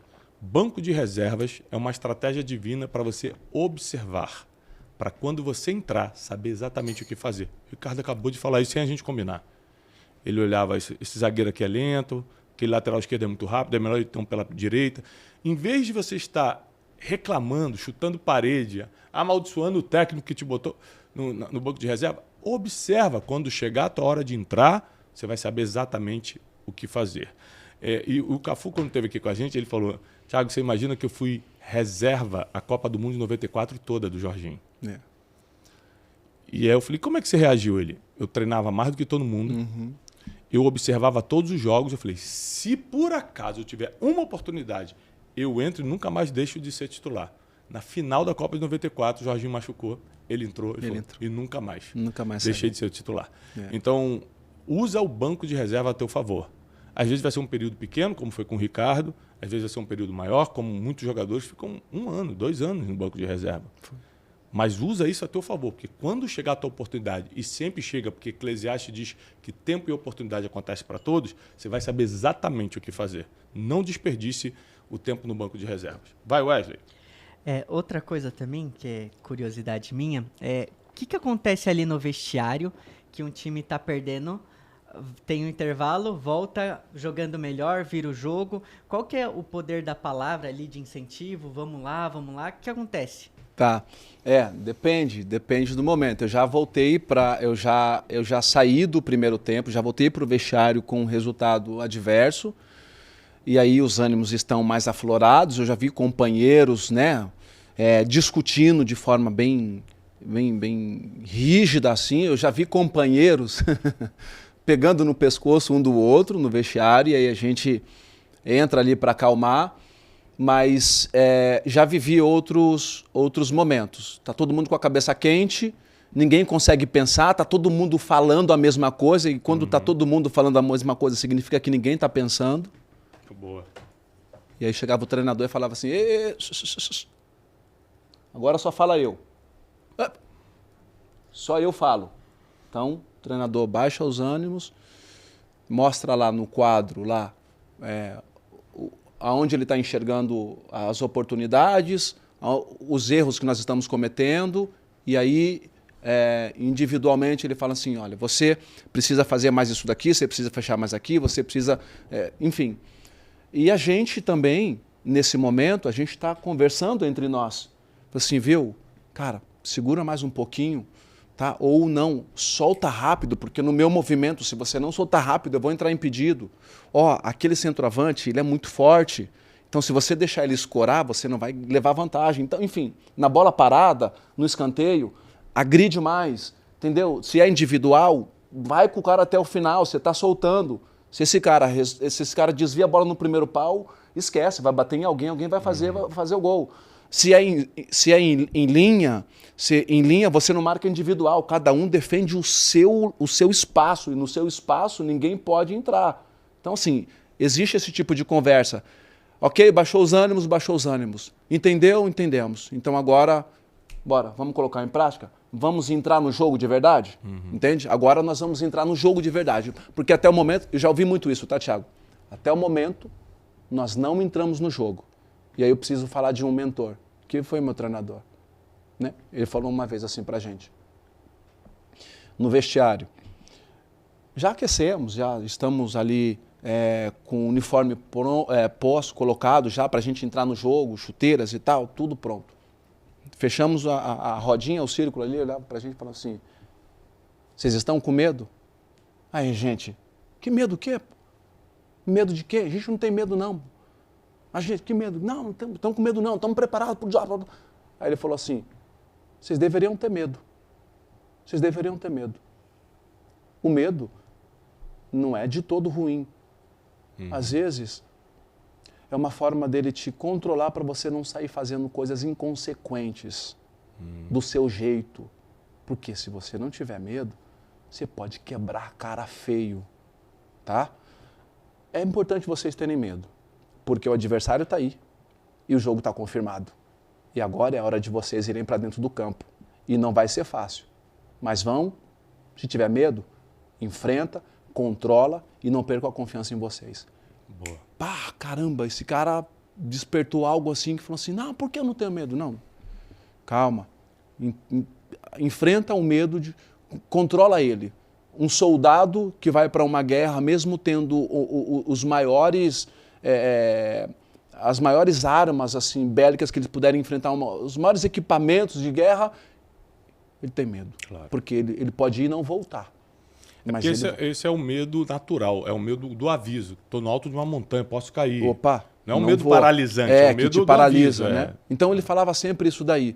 Então, pessoal, vamos, que esse é o nosso momento. Então, esses bastidores, o vestiário, nesse momento, quando termina, e aí o time volta, e parece que o time voltou e fala assim, caramba, onde é que estava esse time? 45 minutos o time não fez nada. Aí volta para o segundo tempo, o time voa, atropela. Esses ajustes, esse momento de alguém que está vendo que ninguém está conseguindo pensar, o time está numa situação complicada, ele fala assim, vem cá, é desse jeito que a gente vai fazer. Uma informação resolve o problema. Deixa eu te explicar qual é a importância de você ter um técnico na vida. Primeiro, você quando está em campo, você está tão focado no que está fazendo que você não consegue ter uma visão estratégica de tudo. O técnico está de fora, com as emoções muito mais controladas que você, observando tudo. Então ele vem com uma orientação estratégica para você. E às vezes você nunca teve um técnico na vida, que o Ricardo está chamando de mentor, que eu também concordo, você tem que ter mentores na vida. Às vezes foi um professor, às vezes seu pai e sua mãe cumpriram essa função por um tempo, às vezes você teve um guia espiritual. Alguém tem que ser teu técnico. Você vai para a academia treinar sem personal, você treina errado, tem menos resultado ou nem tem, e ainda machuca a coluna. Então, uma coisa que eu ensino muito no livro Jogo da Vida é por que no futebol, ali, na maioria dos outros esportes, tem um técnico. Por causa da visão estratégica. Porque ele está vendo o jogo de fora. Ele vê onde você está errando, onde você está acertando. Você não consegue ver tudo sobre sua vida. Tem um salmo de Davi que ele fala o seguinte para Deus. Deus, me absolve, me perdoa dos pecados que me são ocultos. O que ele está querendo dizer? Tem coisa que eu faço que eu nem percebo. Aí você me avisa e me corrige, Deus. Então, na vida também é assim. Às vezes a gente está errando em coisas, se não tiver alguém para falar, isso aqui está errado, hein? Nas finanças, nas emoções, na família, na vida profissional, no comportamento. Então, cuidado com quem não tem técnico. Jogador de futebol, às vezes, com 18 anos já está na seleção, porque tem técnico desde os 5. Aí você está com 30 anos sem técnico na vida aí, sem mentor, sem ninguém. Procura alguém para te orientar. Tá?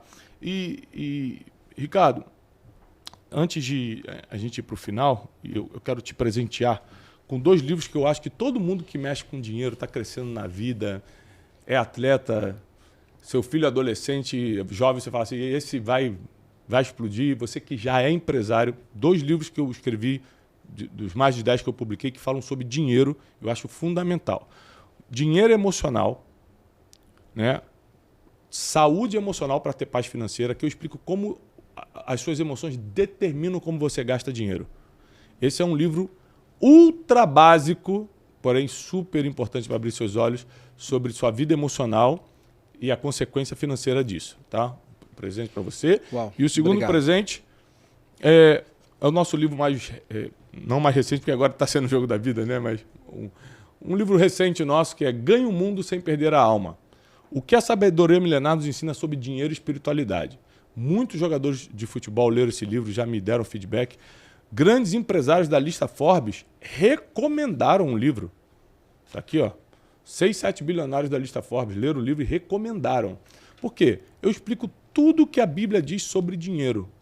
Desde conquistar dinheiro, administrar e não perder o que mais importa depois que você conquista, que é a tua alma. Tanto a salvação eterna, quanto família, saúde emocional e mental. Então, é um livro obrigatório para quem lida com dinheiro, para quem quer crescer financeiramente. Mais um presente para você, tá bom? Ricardo, última pergunta. Como é que você se programou para terminar a carreira de futebol e começar a fazer o que você faz hoje? Tá. Foi acidental? Foi bem programado? Alguém te ajudou? Como é que você conseguiu essa inteligência, que inclusive exige inteligência cognitiva, não só emocional ou relacional, mais espiritual, mas cognitiva, para falar o que eu faço agora que eu parei? Porque o que eu percebi é que muitos jogadores se perdem completamente na vida depois que param. Como é que você lidou com isso? Como é que é a vida pós-vitória, pós-jogo? Acabou. As cortinas se fecharam do palco para você, agora é uma nova fase. Como é que você lidou e o que você fez? Tá, eu sempre, Thiago, estive aberto a aprender muito, principalmente naquilo que eu não domino. Você vê eu hoje aqui falando e tantos de pessoas que a gente hoje ajuda e é relevante realmente na vida delas, mas está aqui diante de você um cara que tinha pavor da sociedade, né? Os meios sociais, assim, eu fugia. Por todo o contexto, né? Porque achava que eu não tinha nada para contribuir, se tocasse num assunto eu não ia saber sobre aquele assunto. Então, eu era um cara que eu tinha pavor disso. Então, assim, a única coisa que eu fazia e que queria focar era jogar futebol. Só que logo no início da carreira, com 20 anos, eu comecei a ver companheiros meus nas viagens, dentro do avião, abrindo a mala, pegando um livro e lendo. E eu do lado. Tá lendo, o cara tá lendo. O que você tá lendo, cara? Ah, tô lendo esse livro, é muito bom, quero recomendar para você e tal, não sei o quê. Eu comecei a comprar livros. Então, comecei a ler. E aí eu falo que uma das coisas que realmente Deus fez questão de fazer comigo foi me expor. Porque não fazia sentido eu, sendo o cara do gol, o protagonista do jogo, não falar. Então, todas as vezes que eu fazia gol, o microfone estava na minha boca. Fala. O que você quer? Como é que foi? Então, assim, eu comecei a investir no meu desenvolvimento pessoal, comecei a ler bastante, comecei a estudar, a contratar pessoas para me ensinar a falar oratória, me ajudar, me direcionar nesse sentido, porque eu sempre gostei, depois dessa fase, né, comecei a falar bastante. Eu entendi que durante alguns anos eu ia jogar futebol e depois que isso acabasse eu ia ter uma vida pela frente. A minha vida ela não ia terminar com o futebol, eu ia tocar a minha vida. E o que eu estava planejando para a minha vida? Realmente isso, ser uma voz, né, que ia direcionar muitas pessoas, que ia contribuir com crianças, com jovens, com adolescentes, com adultos. E eu comecei a investir nisso.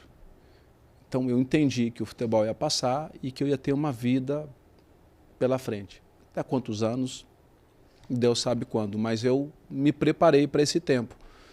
Deixei tudo dentro do campo, físico e emocional. Eu entreguei tudo que não me dá hoje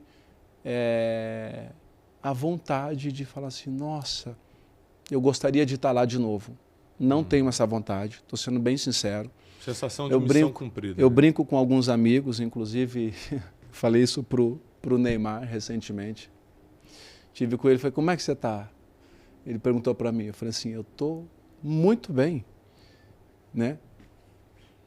Não tenho que mais usar chuteira, não estou mais exposto às críticas que você está, não tenho essa cobrança, não tenho que ficar dando satisfação depois que termina o jogo, se ganhei, se perdeu. Estou ótimo, estou na melhor fase da minha vida, isso que eu falei para ele. Né? Então, assim, eu me preparei para esse tempo, né? Deixei tudo lá dentro do campo e foi tranquilo. Não foi tipo, parei e depois de 6 meses ou 1 ano, falei assim, acho que dá, hein? Acho que dá para eu voltar a jogar, né? Acontece muito comigo, vou nos lugares, o pessoal olha para mim e fala assim, cara, tá bem, tá forte, tá fininho, dá para voltar. Eu falei, não, agora tem um meme rolando na internet, falou assim, gente, por que o Kaká vai ficar de fora dessa Copa do Mundo? Me explica por quê, o cara tá inteiro. Senhora, tá inteiro, tá fino, tá legal. Eu falei assim, não, essa fase já passou, tô resolvido com isso. Foi ótimo, foi maravilhoso, faria tudo, viveria tudo de novo, né, se fosse lá no... Mas agora não, estou na melhor fase da minha vida. O quê? Estou construindo algo que eu sempre sonhei, estou dedicando tempo a isso e está muito legal. E honro isso, tá, que eu vivi. E aí eu aprendi com um dos caras que você também conhece, que eu fui sentar com ele para aprender com ele, que nós somos resultados de toda a nossa história, cara. Tudo, isso inclui todas as nossas dores. Então, eu honro a minha história, eu honro aquilo que eu fui, só que agora eu estou numa fase diferente de crescimento, de atingir um novo público, de transbordar nas pessoas, de colocar para fora aquilo que eu sempre, aliás, aquilo que a partir de uma fase da minha vida eu desejei fazer e agora eu estou conseguindo executar, estou conseguindo fazer. Então, foi tranquilo, não teve crise. Será que eu paro? Ai, meu amor, vem cá, me ajuda em oração, eu não sei o que eu faço, como é que é? E hoje eu posso sentar com atletas e falar assim, dar esse conselho, cara, eu estou pensando assim, a minha vida está assim, está partindo para esse caminho, o que eu faço, não sei o que eu fazer. Então, para mim foi de uma forma tranquila, sem crise. E eu vejo que você está fazendo bem uma coisa que é essa questão de transbordar na vida dos outros, palestras, pregações, livros, não sei se você tem, mas tem também. Uhum. Por quê? O maior desperdício de vida humana é você ter passado por 2 coisas, dor e vitória, e não usar isso para ensinar os outros. Isso é um desperdício. Porque se Deus te deixou na dor, foi para te ensinar a superar, porque quem não supera a dor não vai poder escrever livro nenhum, não vai poder ensinar nada para ninguém, mas você passou por uma dor e superou, todo mundo quer escutar isso. E você foi um homem de vitória, uma mulher de vitória na vida, igual o Ricardo, com títulos. E agora para a vida para ensinar, todo mundo também quer escutar. Então olha só não pode ensinar ninguém na vida quem passou por vitória e se perdeu ou quem passou por dor e desistiu. Quem superou a dor e administrou a vitória, vira professor de vida. Todo mundo quer te escutar, irmão. Então, olha só, lembre-se, é um desperdício você não usar a sua dor. Ah, mas é que eu tenho vergonha do que eu passei. Isso é testemunho para um monte de gente. Superou? Se não superou, supera. Vai virar depoimento, testemunho para um monte de gente. E você que também veio de vitórias, ensinar as pessoas como chegar lá. Então, nunca pare de transbordar na vida das pessoas, que é o que o Ricardo está fazendo muito bem agora nessa nova fase da vida dele. Irmão, eu quero te agradecer pelo seu tempo. É quase 2 horas de podcast já, a gente foi longe nisso.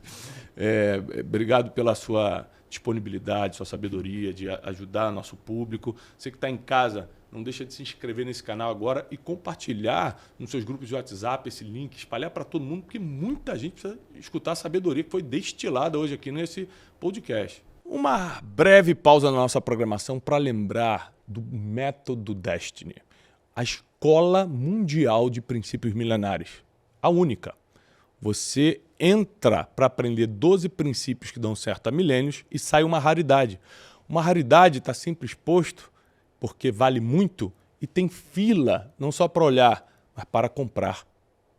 Você precisa ser uma pessoa rara, uma pessoa que tem paz e prosperidade por dentro. Isso só é possível através da sabedoria que dá certo há milênios. Eu te convoco para o próximo Método Destiny. Nós vamos deixar aqui as datas, o link para você fazer parte, encontrar a cidade mais próxima de você, a data que melhor te atende, porque eu e os professores do Instituto Destiny estamos preparados para, durante 2 dias, fazer uma imersão que vai mudar completamente o seu destino e para muito melhor. Método Destiny, te vejo lá. Ricardo, muito obrigado. Deus te abençoe e prospere tudo que você fizer. Obrigado. Aqui as portas sempre estão abertas para você. E últimas Obrigado. palavras. Não, queria expressar mais uma vez a minha alegria de estar aqui com você, de participar dessa bancada aqui tão especial e seletiva, né? Honrar também a sua trajetória, aquilo que você tem transbordado na nossa nação e no mundo, não só no Brasil, mas no mundo todo. E aproveitar a sua audiência, Thiago. Eu estou nessa fase tão especial, maravilhosa, a melhor fase, eu falo assim, da minha vida. A gente está com um projeto novo chamado A Convocação. Muito bom. Olha que legal. A gente está trazendo para o nosso podcast, o canal no YouTube, atletas com relevância, que também com histórias de vida para realmente impactar a juventude, impactar a família, contar bastidores do que é vestir a camisa da seleção brasileira, ou seja, é a palavra de quem tem a chave do vestiário da seleção e conseguiu acessar o que é vestir a camisa da seleção, qual é os desafios, é pressão ou é privilégio? E aí tem toda a história que cada participante acaba entregando, que é muito relevante, né? Hoje, né, a gente vai estar, eu sei que o episódio aqui é gravado, mas hoje a gente vai estar lançando o nosso primeiro episódio e, poxa, recebi o Denilson Show lá, foi um bate-papo muito legal. E daqui a pouco virão outros, já temos 3 episódios gravados, mas eu gostaria de usar a sua audiência para pedir para a galera acompanhar o canal, fazer a inscrição. O link aqui. O Ricardo é um cara que eu recomendo, que eu confio. A gente tem milhões de alunos na internet. Eu não recomendo ninguém que não passe por alguns crivos, né? Desde caráter cristão até comportamento adequado, né? E experiência de vida. Vou indicar uma pessoa que não tem experiência para te ensinar, tá bom? E também todo o material do Ricardo, o livro que ele tem, as mentorias que ele tiver, eu indico para vocês, tá bom? Wesley, palavras finais. Você não participou muito hoje, mas pelo menos deixa só. Participei, chefe. Participou, né? Obrigado, Ricardo. Foi uma honra. Sou São Paulino aqui, então para mim foi diferente e é isso aí. Legal. Deus abençoe vocês. Compartilhe agora com todo mundo esse podcast. Tira o print, posta no seu Instagram aí. Ó, tô assistindo o Ricardo Oliveira, Thiago Bruneno, Brunecast. Divulga o link nos seus grupos, Telegram, WhatsApp, tudo que existe de divulgação hoje, né, Wesley? Não deixa de compartilhar com todo mundo. E eu desejo paz e prosperidade para você. Amém. Até o próximo Brunecast.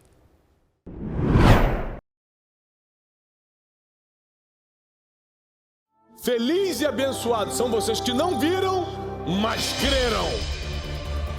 É a experiência que faz você largar o que você acha importante para tocar por algo muito melhor. Quem já se entregou de forma profunda ao Senhor? Quem já sobreviveu a momentos muito difíceis, somente baseado na misericórdia do Senhor, já não quer trocar isso por mais nada. O problema com Saul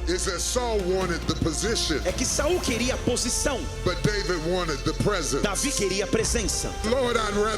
Senhor, eu prefiro ter sua presença. A cada um deu uma medida de fé. A cada um ele deu uma medida de fé. Voy a despejar este enigma. Eu vou despejar esse enigma. Y vas a salir por esa puerta. E você sairá dessa porta. Creyendo que nada te es imposible. Crendo que nada é impossível a você. Llegó el tiempo de você vivir lo que está escrito en la palabra del Señor. Quien va a vivir milagre grita. Quien va a vivir lo sobrenatural salta, pula. Se prepare, porque a primeira coisa que Deus vai te dar para você ter uma vida extraordinária é o dom de discernimento. Quero declarar que você e toda a tua família estarão na conferência 2026, uma nova estação.